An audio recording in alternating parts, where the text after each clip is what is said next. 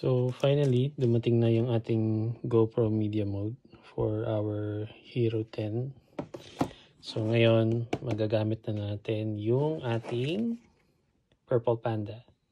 So set up natin sa helmet and then test natin. So ito siya. Ito yung para sa mic. Tapos ito yung foam niya just in case kung may wind. So panglaban mo yan dito sa wind para. Pero pwede rin to pag standalone na gagamit tayo ng ito lang media mode, nagbi-video lang tayo. Pero nag-ready na rin tayo nitong boya just in case. So titest din natin to dito. Pero ito yung pinaka main na gagamitin natin, yung Purple Panda for motovlog. So hindi tayo syado magre-rely dito. Open natin itong Purple Panda.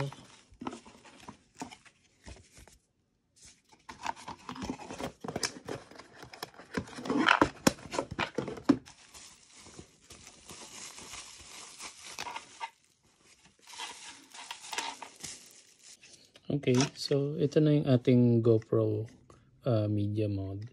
So ito, so try na natin install to sa ating GoPro. So first, tanggalin muna natin to para ma-fit natin siya rito. Okay.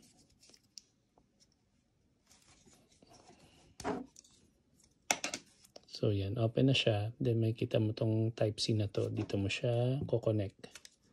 So open na natin to. Then,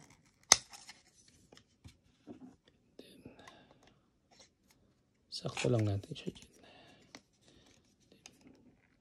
Kailangan may malalig kang click dito. Okay. Ngayon, test natin. Automatic madedetect kagad to ni GoPro yung media mode natin. So ayan, punta tayo dito sa settings. Ngayon, ang pinaka-purpose natin is for motovlog. So gagamit tayo ng Purple Panda. So ito 'yon. So dito, ito, meron siya mga connection dito sa likod ng media mode. And as you can see, makikita mo na yung volume meter natin dito. Once nag-connect ka ng media mode, magkakaroon siya nito. So mamaya discuss natin. So ito is for HDMI. Second is Type-C. Tapos ito yung sa TRRS nung para na dito sa ating Purple Panda. Okay, so punta muna tayo dito sa video settings natin. So gumagamit tayo ng 1080p as recommended for motovlog. So punta tayo sa edit settings. Makikita natin dito media mode, kita na yan yung back. Back meaning itong back na mic. So pag nilagay natin dito, ito pala yung sa GoPro mic to. Yung una, ito back, ito yung front, which is this one. Okay, so pag nagkabit tayo dito ng Purple Panda, automatic madi-disable na kagad yung mga setting na yan. So ang ipa-priority niya ito. Okay, pero kung gagamit ka ng media mode lang for video, motovlog, mas maganda gamitin tong back kasi mas clear yung voice mo pag yung camera mo is facing dito sa front. Okay, so install na natin ito sa ating helmet.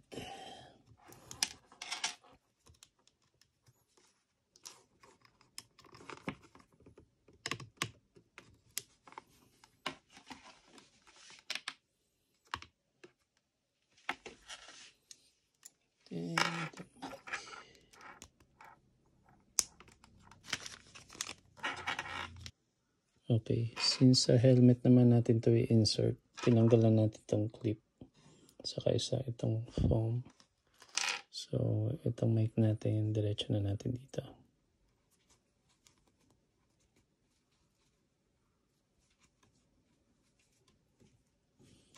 Okay, yan. So pasok na natin to sa ating helmet. Okay, so dito natin papwesto yung mic natin. So hindi na natin to syadong pinuplat kasi bungad lang naman siya. So mamaya test natin to pagpasok natin ng trabaho, tapos check natin yung audio. Okay, so ito na yung setup natin. GoPro media mode with using Purple Panda. So dito natin siya nilagay sa ilalim, medyo mas malapit sa bibig natin since wala tayong anything na pwede pag-insertan dito. So dito muna. As of now, ito muna gamitin natin. So soon bili tayo ng ibang helmet na merong foam hanggang dito. So para mas magamit natin ng maayos yung mic. Pero test muna natin to kung ano maging result by tomorrow. Okay? Good check. So ito malakas yung hangin, no? Tingnan natin kung malinaw pa rin tayo, kung wala na yung wind noise na kinaiiritahan ko, kaya ako napabili ng video mode sa kanang Purple Panda. Actually, Purple Panda yung pinakamaganda ngayon sa market compare sa ibang external mic na ang tagal ko rin nag-review eh. So yung ibang external mic katagalan, hindi, parang sabog yung boses mo pag nagsasalita ka, unlike daw sa Purple Panda na talagang buong buo yung boses mo. Kaya siguro ang mahal din na ito. Grabe, mahal din. Halos parang kapresyo din siya ng GoPro external adapter eh. Ganun yung presyo. So kung makakita ng external mic na ganito, ganun yung presyo, no? Nasa 3,000 plus. Grabe.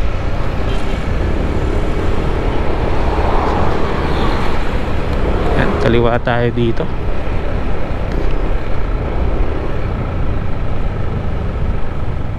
Okay, so nagamit na natin to today. So ito lang, explain ko lang. May na-observe ako na settings dito na important para hindi ka magkaroon ng problem sa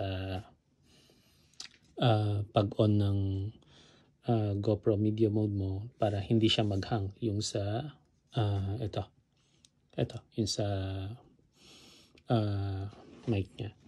So pag nag-connect ka nito, kasi automatic pag pumunta ka rito sa settings niya, yun si media mode, pag back, meaning ito yon, ito naman for GoPro as is, and then media mode front mic, ito yon.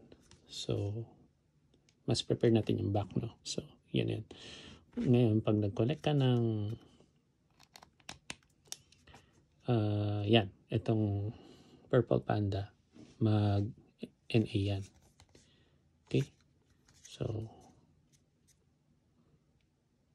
balik na tayo dito. See that? Working siya. Pero just take note dito sa preference, huwag nyo nang babaguhin ito sa mods. Always dapat naka-standard yan. Kasi pag ginalaw mo yan, any of this, every time na magko-connect ka ng external mic, magkakaroon ka ng problem sa mic. So meaning, pag nag-connect ka ng mic, wala siyang mapipick up na kahit anong volume or sound. So ang problema dyan, baka salita ka ng salita, wala pala siyang nare-record. So yun, punta ka lang dito, preference, mods, make sure na it's standard mic lagi. Okay, yun lang. Tapos always take note na once na mag-connect ka dito ng mic natin, mag-NA na yan. So disabled, ignored na tong mga mic na to. So as is na yan. Tapos standard lang lagi yung setup.